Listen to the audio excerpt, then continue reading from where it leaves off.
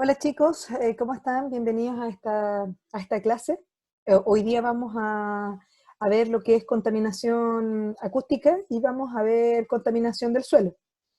La verdad es que va a ser una clase bastante dinámica. Les voy a comentar cómo es que se regula la contaminación acústica y además les voy a explicar qué es lo que es la contaminación del suelo, ¿ya? Vamos a iniciar entonces compartiendo la presentación. Contaminación acústica, entonces.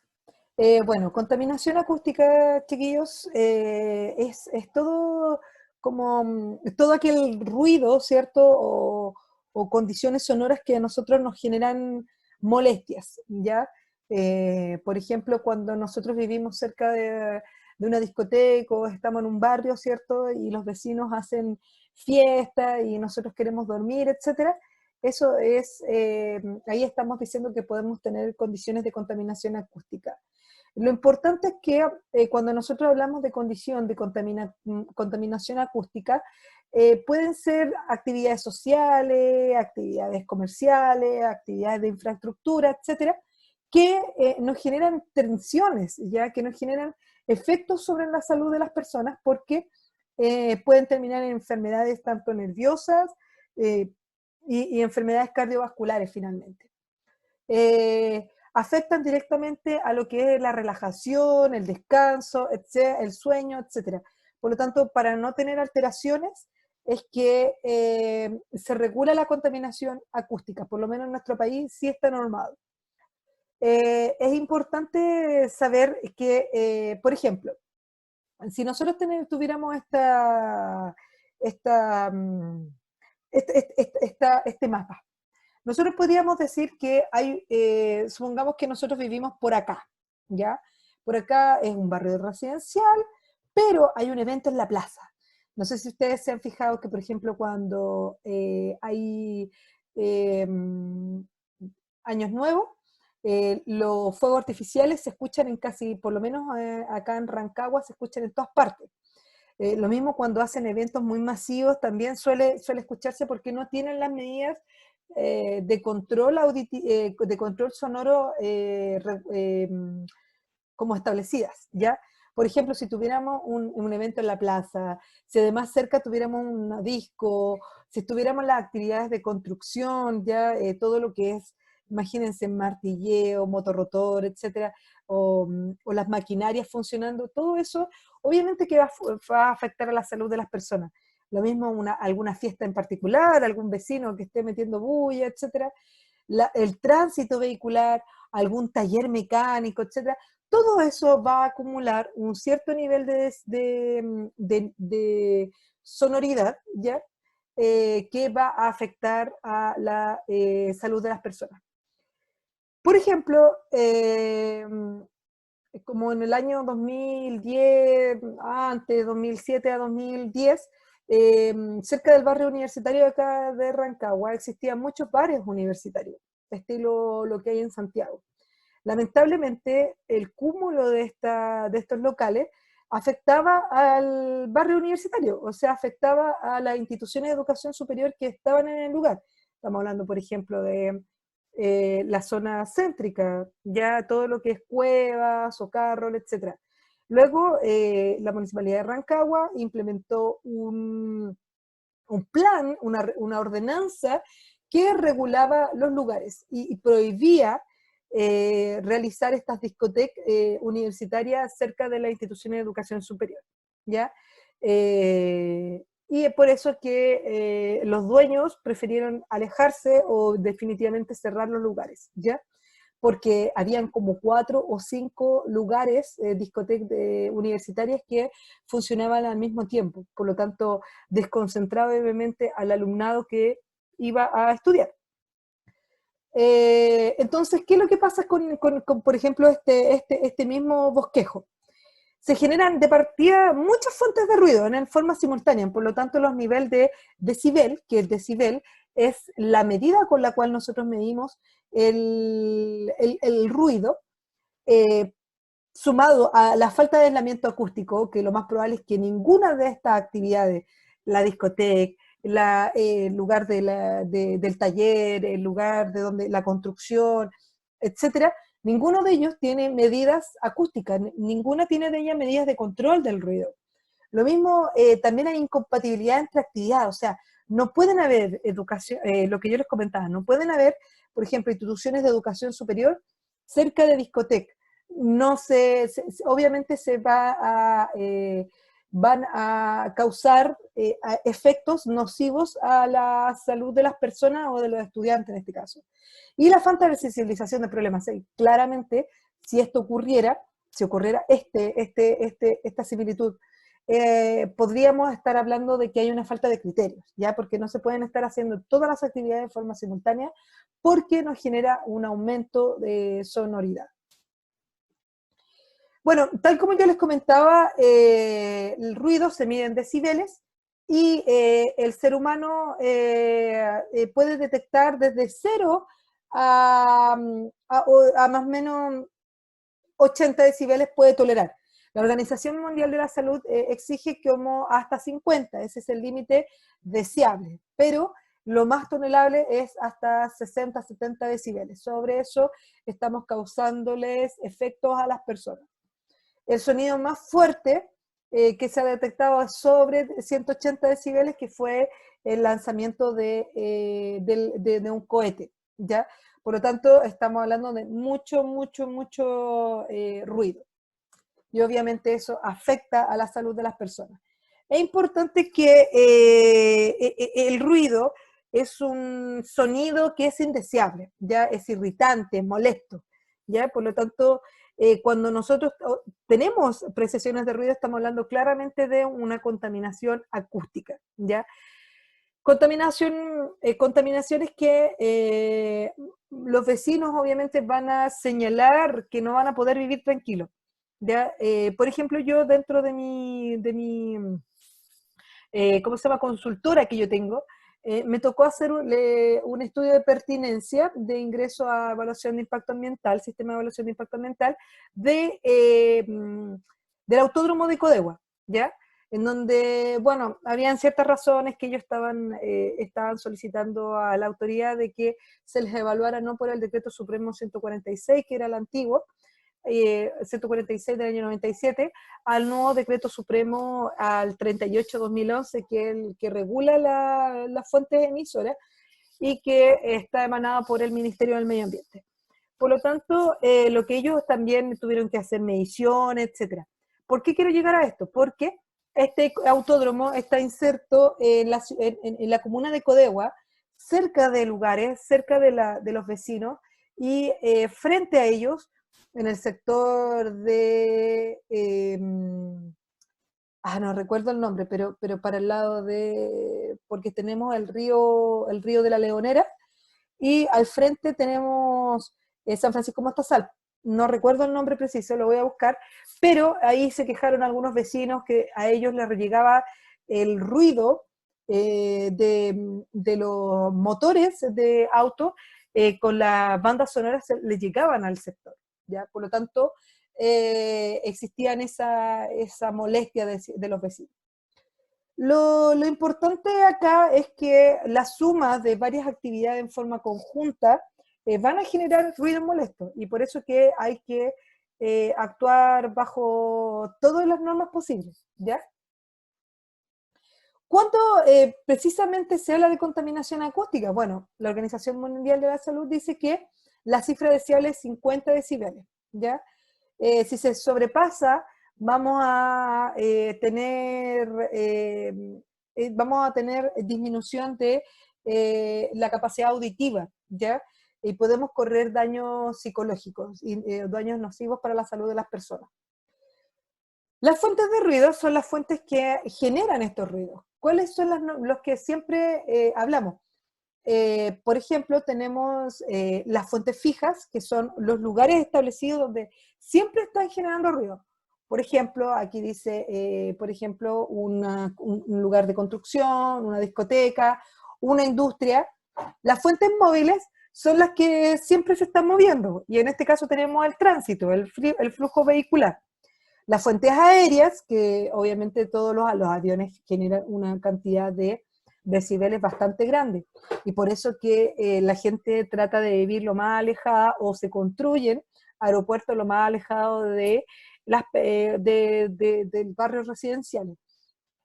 También las fuentes de ruido son las conductas ruidosas entre vecinos, por ejemplo, algún carrete que está haciendo un vecino que genera mucho ruido. Ya está bien, a lo mejor hacer un carrete una vez, 2 veces al mes y sería. Pero, por ejemplo, donde yo vivo, yo tengo un vecino que hace eh, 3 o 4, 5 carretes en el mes, con karaoke hasta las 5 de la mañana y los viernes y sábados. Entonces, obviamente, los vecinos nos vimos obligados a actuar y llamamos a Carabineros en su momento, pero también le pedimos la tolerancia al vecino de que por favor bajara sus niveles de sonido, ya en la noche. Y ahora lo más probable es que lo siga haciendo, pero ya no se escucha como antes. Antes se escuchaba en casi todo el barrio. Y las fuentes lineales, que por ejemplo son las carreteras. Ya fuentes lineales significa que en un solo sentido se van a generar ese exceso de ruido. Bueno, y aquí tienen un montón de fuentes que van a generar lo importante es que la clasificación es esta: fuentes fijas, móviles, aéreas, lineales y los vecinos, las conductas. Bueno, y ahí tienen de todo, ya mascotas en las viviendas, alarmas, corte de árboles, academia, etcétera. Ahí tienen para entretenerse y leer. Cuando yo les pregunte, nómbreme unas 5 fuentes de emisión, y aquí las pueden clasificar, por ejemplo, en cuál encuadra fuente fija, fuente aérea, fuentes móviles, conductas ruidosas de vecinos. Según la Organización Mundial de la Salud, nos indica de que el 44% del ruido lo generan, fíjense, lo genera el turismo. Ya el turismo es una bastante fuente generadora de ruido en lugares muy transitados. El ruido es bastante molesto. La moto y motocicleta generan un 14%, un 12% los vehículos pesados, como los grandes camiones, un 11% otras causas, los peatones, fíjense, un 6%, el aire acondicionado un 3%. Esto estamos hablando de los niveles de ruido urbano, ya lo que la Organización Mundial de la Salud a nosotros nos indica de que si estamos en una ciudad, ¿qué es lo que nosotros vamos a poder distinguir? ¿Cómo nosotros medimos el ruido? Bueno, el ruido se mide con un aparato que se llama sonómetro. ¿Ya? Los sonómetros es como un micrófono que permite captar el ruido y lo entrega a través de decibeles. ¿Ya? Existen unas apps hoy en día que se pueden descargar bastante buenas. A mí me ha permitido trabajar bastante porque cuando me toca hacer algunas consultas de pertinencia, generalmente o me toca sacar resoluciones sanitarias para empresas, me toca medir el ruido. Y el ruido, hay unas apps bastante buenas que te permiten, uno se llama a veces decibel, y te permite medir con bastante precisión, a lo mejor una confianza del 98%, un 2% de margen de error, lo cual es bastante bueno. Ya, obviamente hay unos que son profesionales y, por ejemplo, el autódromo de Codegua tiene uno que es bastante bueno. De hecho, ellos tienen una cámara de ruido porque les obligaron cuando ellos aprobaron el sistema de evaluación de impacto ambiental, su declaración de impacto ambiental, se les obligó a establecer una cámara de ruido. Bueno, si ustedes ven este gráfico, pueden apreciar de que, por ejemplo, una emisora radial emite alrededor de 20 decibeles, una biblioteca 30 decibeles. Fíjense las dificultades para la conversación cuando hay una persona que a lo mejor es sorda, tú estás provocando alrededor de 70 decibeles, la televisión, si tú la pones al máximo también 70 decibeles, una motocicleta 110 decibeles, un avión al despegar más de 130 decibeles, un martillo mecánico, que son sonidos bastante fuertes, 100 decibeles y así sucesivamente. Cualquiera, obviamente si tú te expones demasiado, cuando yo digo que el límite deseable son 50 decibeles, entre 50 y 60 decibeles, el tema es que si tú todos los días estás encontrándote alrededor de 8 horas, con ese límite va a estar bastante bien, pero imagínate tú trabajando en un lugar donde los decibeles son sobre los 80, 90 decibeles. Obviamente que va a generar un trastorno, ¿ya?, en la persona. Y en Chile tenemos una normativa ambiental que regula los ruidos, ya que es el Decreto Supremo 98, el Decreto Supremo 38 del 2011 del Ministerio del Medio Ambiente, que habla de la norma de emisión de ruidos generados por fuentes que indican, ¿ya? ¿Qué quiere decir esto? Que lo que nos indica es qué fuentes son las que, ¿se acuerdan que las fuentes eran las generadoras de ruido al receptor, a la persona o al lugar donde está recepcionando ese ruido? ¿Qué regula? Las fuentes fijas, ya solamente las fuentes fijas, deja fuera todo lo que es, por ejemplo, lugares aéreos, ya deja fuera también todo lo que son las fuentes lineales, eso. ¿Cómo lo regula? Bueno, estableciendo límites máximos, o sea, si tú pasas la normativa, obviamente estás cayendo en una falta y por lo tanto puedes ser fiscalizado por la Superintendencia de Medio Ambiente y ser sancionado, ¿ya? ¿Qué es lo que dice? El NPC, que son los niveles máximos permisibles de presión sonora corregido, indica de que si, por ejemplo, nosotros tuviéramos una zona urbana, en una zona urbana, según la planificación territorial que existe, el territorio está definido por distintas zonas, ya va a depender del número de habitantes, número de casas, si ahí hay industrias molestas, etc. ¿Ya? Eso se zonifica. Si estamos en una zona 1, bueno, yo no les voy a explicar lo que son las zonas, con lo que ustedes quiero que se queden que las zonas son establecidas por un plan territorial, ¿ya? Y ese plan o instrumento territorial identifica distintos tipos de zonas. Por ejemplo, una zona 4 es cuando existen lugares con donde existe mucha industria. Y zona 1 y 2 estamos hablando de zonas y barrios residenciales, ¿ya? Zona 3 es cuando existe actividad. Existe una actividad que puede que pueden generar ruidos. Pero, por ejemplo, la zona 1 y 2, que son barrios residenciales en su mayoría, fíjense que de las 7 a las 21 horas está permitido que indiquen, si nosotros pusiéramos un sonómetro, nos va a indicar de que hasta 55 y 60 decibeles está permitido. De las 21 a las 7 horas, que quiere decir que en la noche, donde la persona necesita descansar, reparar sus sueños, los límites permitidos son hasta 45 decibeles para ambas zonas. Recuerden de que la zona 1 y 2 son barrios residenciales. En la zona 3, que estamos hablando de zonas con actividades comerciales, hasta de 7 a 21 horas, obviamente, como son actividades comerciales, son generadoras son generadoras de niveles de ruido. Y esas van a tener un límite permisivo en la mañana, en el día de 65 decibeles, pero en la noche 50, se reduce. Y la zona 4, que son zonas de mucha actividad industrial, el límite permisivo es hasta 70 decibeles en el día, y en la noche también hasta 70. O sea, ¿por qué? Porque se supone de que en la noche pueden haber empresas que tengan turno de noche y pueden generar ruidos, ¿ya? Pero hasta 70 decibeles. Y en la zona rural se considera 10 decibeles, pero más el ruido de fondo. O sea, que una actividad puntual esté en una zona rural, se le va a indicar 10 decibeles más el ruido de fondo. O sea, el ruido de fondo es el ruido base que existe, ya que, por ejemplo, podemos escuchar los pajaritos, algún ruido de animal, algún ruido de un tractor, etc. Ya, esos son el ruido de fondo. Y el NPS, que es el nivel máximo permisible de presión sonora corregido, que también puede ser de 65 y 50 en la noche. 65 en el día y 50 en la noche. Eso es lo que nos indica el Decreto Supremo 38. ¿Qué nos indica quiénes son los emisores, a quiénes regula?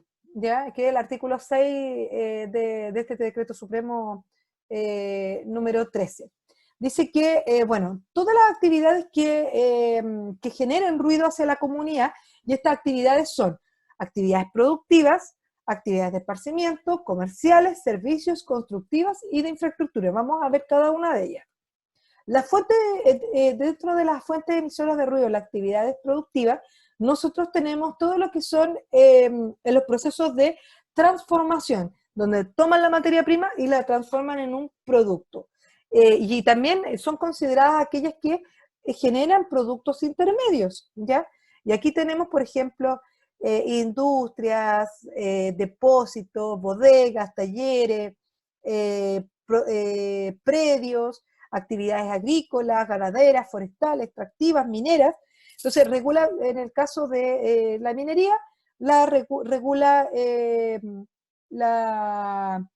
¿cómo se llama? La industria minera, y lo mismo que la industria forestal y la industria ganadera. En las fuentes emisoras de ruido de actividades comerciales, bueno, aquí tenemos todo lo que son los malls, las ferias, etc. También los regula, y principalmente la compra-venta de mercadería y servicios diversos. Por ejemplo, bueno, existir malls, supermercados, almacenes, ferias, etc. Actividades de esparcimiento. Todo lo que son instalaciones destinadas para la recreación, canchas, discotecas, teatros, parques de entretenciones, etcétera, que estén orientadas al ocio, las culturas y similares. Actividades de servicio son aquellas que brindan un servicio público o privado, ya, por ejemplo, universidades, iglesias, cultos, hospitales, servicios religiosos, servicios profesionales, etc. También los regula. Faenas constructivas, todo lo que tenga que ver con la construcción, reparación, modificación, alteración, reconstrucción o demolición, entre otros. También ellos se les aplica normativa y se les aplica el Decreto Supremo 38. A infraestructura, nosotros aquí en infraestructura tenemos infraestructura de transporte, todo lo que son estaciones de servicio, terminales, recintos marinos, portuarios, aeroportuarios, estaciones ferroviarias, etc. Infraestructura sanitaria, todo lo que son las plantas de agua servida, rellenos sanitarios, evacuaciones de agua lluvia, etc. Y en infraestructura energética tenemos todo lo que son las generaciones de energía, combustibles, telecomunicaciones, etc. ¿Ya? Entre la generación y la distribución, que son dos cosas distintas. Por ejemplo, una generación son una central hidroeléctrica, una central termoeléctrica. Ellas son generadoras de energía. Y las distribuidoras de energía son las que nos venden la energía. Por ejemplo, Enel, la CGE, ellos son distribuidores. ¿Ya? No son lo mismo. No es lo mismo generar que distribuir. Y fíjense que igual hay una letra chica, porque el Decreto Supremo 38 no regula, por ejemplo, el tránsito aéreo, ¿ya? Por ejemplo, si nosotros vemos un avión que pasa por cerca de la casa, eso no está regulado. Lo que está regulado es el aeropuerto, el lugar donde va a recibir o donde va a llegar el avión. No está tampoco regulado las actividades conductuales. Por ejemplo, si un vecino hace un carrete muy fuerte, todo, solamente puede llamar a carabineros por ruidos molestos, pero no explica normativa. Uso de espacio público, como por ejemplo la conducción vehicular, peatonal, eventos masivos, ferias libres, etc. Sistemas de alarma y de emergencia, no está regulado tampoco, y en el caso del sector minero, le aplica mucho que no está regulado tampoco las voladoras y las tronadoras, porque se supone que son puntuales. Receptor es toda persona que permanezca, habite o resida en algún lugar, ¿ya? Y que reciba esa fuente de sonoridad, ¿ya? Esa contaminación ruidosa. Aquí tenemos, por ejemplo, el lugar del trabajo, tenemos que identificar la permanencia, cuánto está en el día en ese lugar y cuánto tiempo está expuesto a esos sonidos, ¿ya? El ruido de fondo es aquel que está presente siempre en el lugar. Lo que yo les comentaba, que por ejemplo, si nosotros hablamos de una zona rural, el ruido de fondo va a ser la que siempre, el entorno sonoro que nos está rodeando. Por ejemplo, el ruido, el mugido de las vacas, los caballos, el ruido de los perros, el pájaro, viento, algún tractor, etc. Ese es el ruido de fondo. Eh, las mediciones según el artículo 16 del Decreto Supremo 38 indica de que se tienen que medir en el lugar preciso donde se está emitiendo el ruido, ¿ya? Y que se tiene que además identificar el lugar, momento, condición de mayor exposición al ruido. O sea, no me interesa, por ejemplo, medir en un aeropuerto, medir el ruido si no alcanzo a medir la llegada de los aviones, o sea, tienen que ser cuando estén en el límite máximo, o sea, despegue de todos, y ahí yo recién puedo empezar a medir. Pero ojo, vuelvo a insistir, mido solo el aeropuerto, no puedo medir el tráfico aéreo. Los daños que genera la contaminación acústica, bueno, son efectos nocivos en la audición, ya, o sea, podemos perder la audición.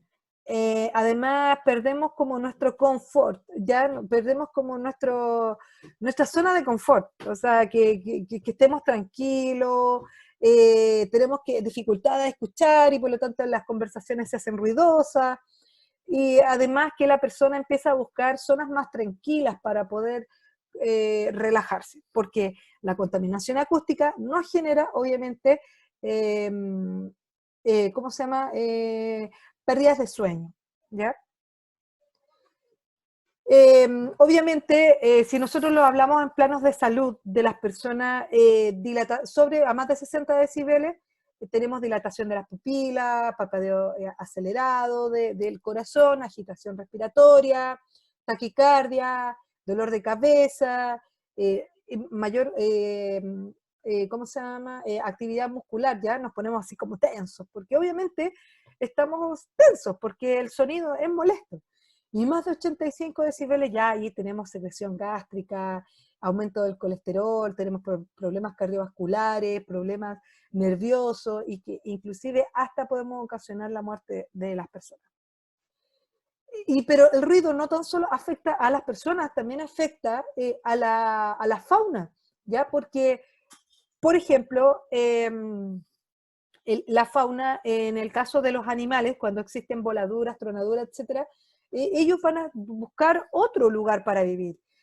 Tienen sobresaltos, movimientos bruscos, como cuando, por ejemplo, cuando los gatos son súper saltones y tú le hablas fuerte a un gato y salta, ya lo mismo pasa con toda la fauna que habita en un lugar. Imagínense cuando llegaron las hidroeléctricas acá a la sexta región, el problema gigante que me tocó ir a fiscalizar con las huellas del puma, guanacos vimos inclusive ahí arriba, los loros tricahues que hoy día están bajando mucho, y eso es producto del enorme tráfico que existe hacia la cordillera, ¿ya?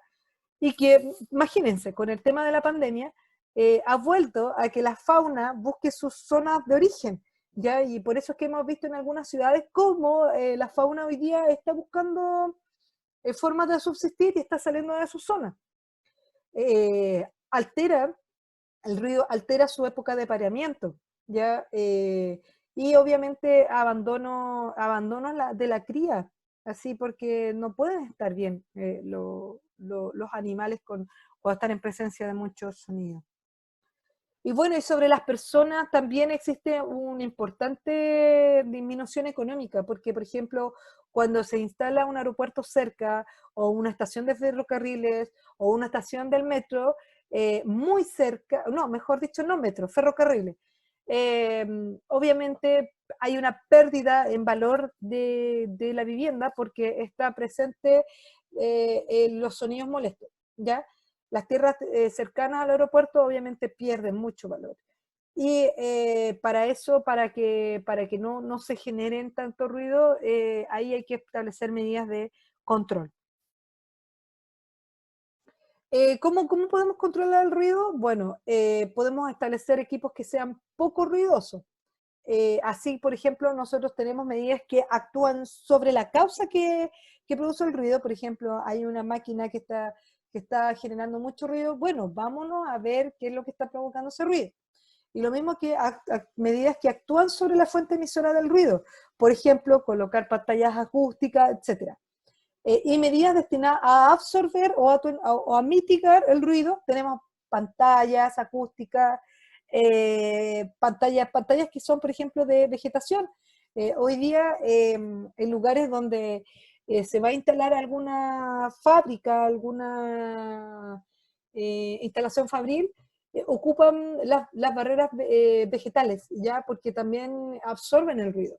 No quiere decir que lo eliminen, sino que lo absorben, lo mitigan. Por ejemplo, aquí tenemos en este cuadro medidas que combaten la contaminación acústica. Por ejemplo, pantallas barreras acústicas. Fíjense bien, aquí tenemos una carretera y la carretera, como tiene barreras acústicas, hacen de que absorban en mayor cantidad los decibeles y puedan liberarlos a la atmósfera en una menor cantidad posible. Ojo, la contaminación atmosférica, o sea, perdón, la contaminación acústica es parte de la contaminación atmosférica, porque el ruido está en el aire. Por ejemplo, fuentes, para poder atacar la fuente o para poder controlar la fuente que está generando el ruido, podemos hacer gestión de tráfico, templado de tráfico, asfaltos que sean porosos, porque eso disminuye también la emisión de decibeles, neumáticos silenciosos, vehículos de bajo nivel de ruido, por ejemplo, los autos tuneados generan una cantidad de ruido gigantesca donde le sacan el silenciador, no sé cómo se le llama a esa parte que le sacan y genera un ruido gigantesco. Y una conducción eficiente, que lo estén haciendo como los rápidos y furiosos que frenan de sopetón, obvio. Camino de transmisión, bueno, planificación del suelo, barrera acústica, edificios con pantallas acústicas también existen, ¿ya? Barreras vegetales. Y los receptores, bueno, los receptores en este caso, diseño del edificio que obviamente atrape mucho decibel. Bueno, tal como les dije al principio, vamos a ver en esta clase dos contaminaciones. Ya vimos contaminación atmosférica en la clase anterior, y hoy día vamos a ver contaminación del suelo, también contaminación de ruido y contaminación del suelo. En la próxima clase veremos contaminación de agua. Contaminación del suelo, bueno, es un impacto nocivo sobre el suelo y que obviamente genera problemas ambientales y que ha ido en crecimiento a raíz de los años. Cuando nosotros hablamos de la contaminación de los suelos, existe una pérdida de una alteración en las propiedades del suelo, ¿ya? Y que eso va a traer consecuencias tanto en la salud de las personas como consecuencias económicas, porque nos enfrentamos con terrenos contaminados donde hay que aplicar medidas, ¿cierto?, que vayan a corregir el lugar.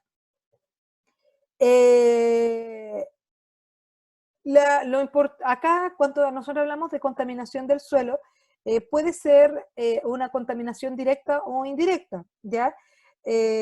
Consecuencias de vertidos, o sea, producto de actividades antropogénicas, o sea, actividades del hombre, que vierten líquidos, ¿cierto?, en el suelo, y eso provocan una contaminación, una pérdida, ¿cierto?, de propiedad del suelo. Y de residuos, también los residuos pueden ser peligrosos y no peligrosos, pero sí pueden afectar las propiedades del suelo, ¿ya? Bueno, y para mayor detalle de la regulación de la contaminación del suelo, nosotros vamos a ver en la próxima unidad, vamos a ver legislación ambiental, y ahí vamos a estar viendo el Decreto Supremo 48, que habla de residuos, ¿ya? Efectos de contaminantes sobre el suelo. Bueno, ¿qué es lo que provoca los contaminantes? Contaminantes son todos aquellos que nos generan este efecto nocivo en el suelo. Por ejemplo, tenemos contaminación de las aguas subterráneas a través de los lixiviados. Los lixiviados son estas, por ejemplo, la basura, la bolsa de la basura, se fijan que chorrea a veces porque tiene mucho líquido. Ese líquido se percola en el suelo, porque el suelo obviamente tiene porosidad y el suelo no es plano, por lo tanto tienen distintas morfologías. A través de la escorrentía, o sea, que está bajando, ¿cierto? Ese líquido, ese lixiviado, puede generar contaminación de las aguas subterráneas perfectamente, ¿ya? Entonces, por eso es tan peligroso los lixiviados. Los lixiviados son residuos líquidos, ya que se percolan y lo absorbe el suelo y puede contaminar las napas freáticas. El caso de La Estrella, por ejemplo. En La Estrella hay, en la comuna de La Estrella, donde hay muchas chancherías, esas chancherías, el exceso de nitrógeno, hacen que percole y el exhibie y por lo tanto afecte a la napa subterránea. Y ahí es muy complicado porque estamos hablando de lugares que no tienen agua. O sea, la única agua, la única fuente es a través de la napa subterránea y ya está contaminada. ¿Ya? Aguas superficiales a través de escorrentía, eso significa de que no percola, sino que por lo tanto el mismo lixiviado se va, ¿cierto? Corre y cae al agua superficial. Contaminación del aire por combustión, evaporación, sublimación o arrastre del viento, eso significa que la contaminación atmosférica, todas estas partículas, todos estos gases en algún momento van a precipitar, y cuando precipiten, ¿cierto? Por ejemplo, en contaminación atmosférica veíamos la lluvia ácida, que la lluvia ácida cuando subían óxido de nitrógeno, óxido de azufre, ¿cierto? CO2, se acumulan en las nubes y por lo tanto precipita ese ácido y nos generan contaminación al suelo, ¿ya? Entonces, cuando precipitan, se generan contaminación. Envenenamiento por contacto directo, o sea, podemos perfectamente envenenar la tierra, como los relaves. Pues, los relaves cuando se rebalsan, generan ese tipo de contaminación. Y envenenamiento a través de la cadena alimentaria, eso significa de que cuando hay contaminantes en el suelo, envenenan la cadena alimentaria. Me explico. Por ejemplo, yo tengo una hortaliza, una lechuga. Esa lechuga la voy regando, la planto en un lugar que a lo mejor tiene contaminantes del suelo. Esa lechuga va a crecer, a lo mejor si le pongo harto abono y fertilizante, etcétera, va a crecer. Pero cuando la persona la consuma, va a haber un envenenamiento, puede haber un envenenamiento. ¿Ya? Por eso que es tan preocupante cuando hay rebalse de el canal de relave, porque sabemos que tiene una cantidad de contaminante o una cantidad de metales pesados que sí generan impacto nocivo tanto en el agua como en el suelo, y que en algún momento, a través de la cadena alimentaria, nos va a afectar a nosotros como seres humanos. ¿Ya? Y el fuego y la explosión también son efectos de contaminantes sobre el suelo. O sea, si nosotros tenemos fugas de gas, etcétera, algo que provoque la explosión y el fuego, eso también va a generar pérdida de las propiedades del suelo. Por ejemplo, ¿se acuerdan de el caso de cuando hubieron los incendios agrícolas o los incendios forestales en el año 2017, que fue muy grande? Todos los años hay, pero ese año fue muy grande. Bueno, imagínense, todos esos terrenos quedaron completamente contaminados porque eh, quedaron bastante erosionados y además quedaron bastante ácidos. Hay que hacer una recuperación, se puede hacer, hay una recuperación, pero hay bastante tiempo involucrado para poder hacer la bioremediación. Bioremediación quiere decir que tú remedias a través de bacterias que te van comiendo, ¿cierto?, todos los contaminantes del suelo y te van regenerando la tierra. Bueno, puede haber, ¿qué tipo de contaminación al suelo existe? La contaminación endógena, cuando existen desequilibrios en el suelo, ¿ya? Y que provoca variaciones en las especies y que también existen concentraciones nocivas en los seres vivos. Y la contaminación exógena, que es provocada por los vertidos, ¿ya? Por ejemplo, la contaminación endógena, tenemos desequilibrio, por ejemplo, un vertedero. Ya un vertedero es una contaminación endógena porque ahí estamos depositando un lugar y estamos depositando basura, ahí vamos a tener el suelo contaminado y que obviamente en mayor concentración va a afectar a los seres vivos que habitan en el lugar. De hecho, se generan muchos vectores, presencia de ratones, etc. Contaminación exógena provocada por diferentes vertidos o productos agrícolas en exceso, ¿ya? Y también componentes de metales pesados que no son propios del suelo. Me explico.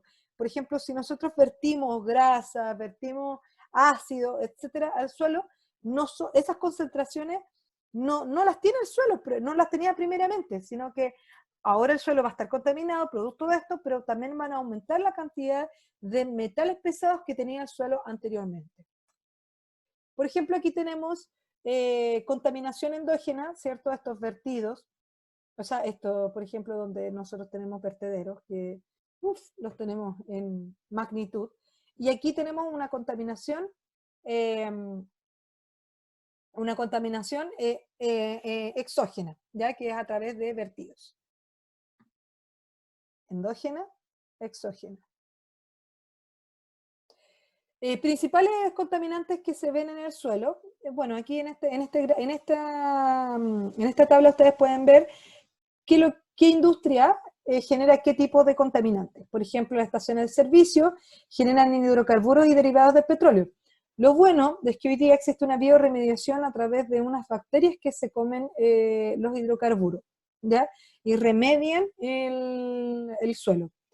Industria textil, hidrocarburos, metales pesados, por ejemplo, petróleo y aceite, hidrocarburos aromáticos y alifáticos, la metalurgia, hidrocarburos aromáticos, metales pesados, todo lo que es, por ejemplo, la ganadería, la agricultura genera bastante metales pesados, ya provocados por estos vertidos de químicos. Aquí tenemos estos principales contaminantes del suelo. Tenemos los fertilizantes. Los fertilizantes, el exceso de abono provoca salinización del suelo, ya mucha salinización del suelo, o sea, cambia el pH del suelo. Los contaminantes orgánicos,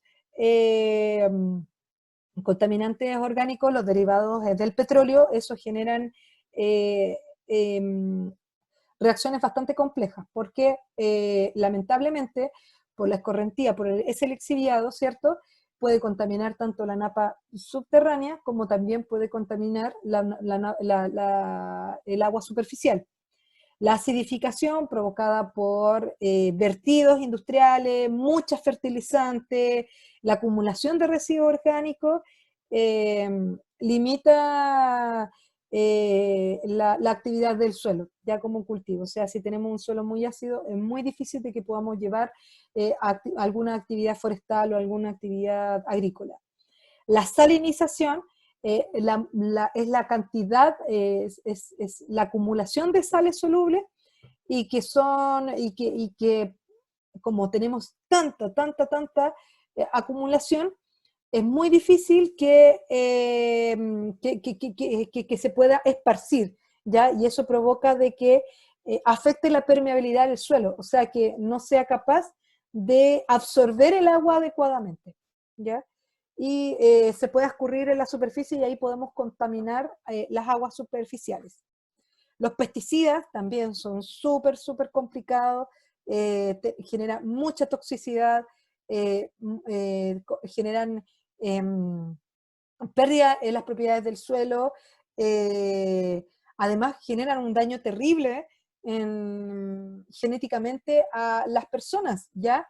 Se ha sabido de que en lugares donde hacen mucha aplicación de pesticidas, y ahí hay personas que están embarazadas, ese embarazo pueden venir con malformaciones congénitas, y por lo tanto podemos tener bebés con alguna malformación, ¿ya?